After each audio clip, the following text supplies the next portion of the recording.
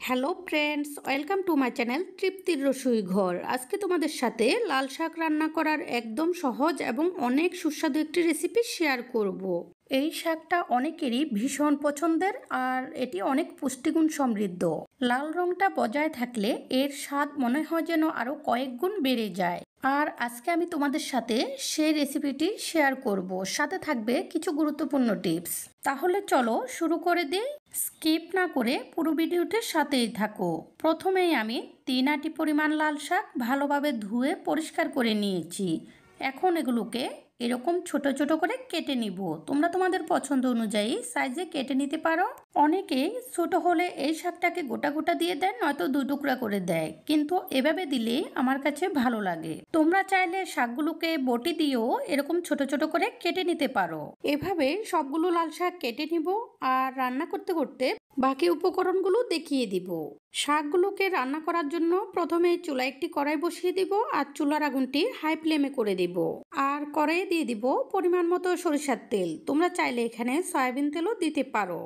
তেলটা ভালোভাবে গরম হলে এখানে প্রথমে ফোড়ন দিয়ে নিব। আমি প্রথমে 3টি ছোট সাইজের শুকনা মরিচ এরকম 2 টুকরা করে দিয়েছি। এখন এগুলোকে নেড়ে একটু ভেজে নিব। এরপর একটি তেজপাতা এরকম 2 টুকরা করে দিয়ে দিব। আর বড় সাইজের একটি রসুনকে এরকম বড় বড় করে টুকরা করে নিয়েছি, সেগুলো দিয়ে দিব।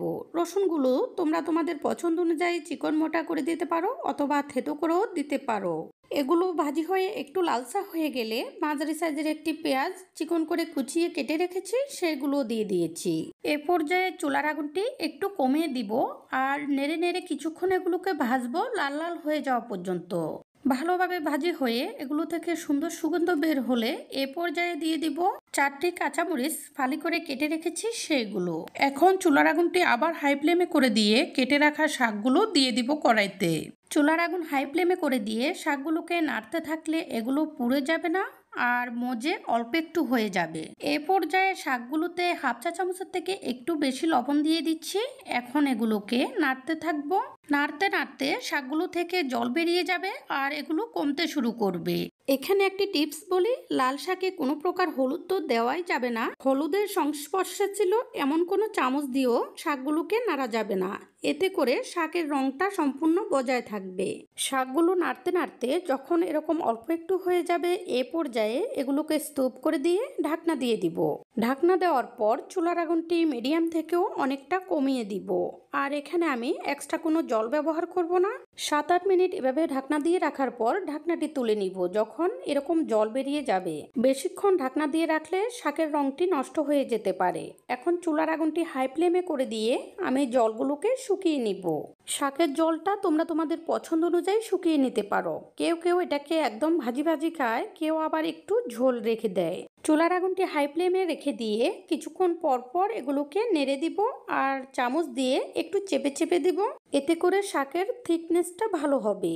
এখানে আমি একটি রিকোয়েস্ট রাখি, তোমরা যারা আমার চ্যানেলে নতুন, ঘরোয়া সকল ধরনের রান্নার সহজ এবং সুস্বাদু রেসিপিটি পেতে আমার চ্যানেলটি সাবস্ক্রাইব করে রেখো। আর যারা আগেই সাবস্ক্রাইব করে রেখেছো তাদেরকে অসংখ্য ধন্যবাদ। এখন শাকের ঝোলটা অনেকটাই কমে গেছে। এ পর্যায়ে আমি অল্প করে চিনি ছড়িয়ে দিচ্ছি। এটি অপশনাল, তোমরা চাইলে নাও দিতে পারো। চিনিটা দেওয়ার পর নেড়ে চেড়ে ভালোভাবে মিশিয়ে দিয়ে একটু ভেজে নিয়েই চুলাটি নিভিয়ে দিব।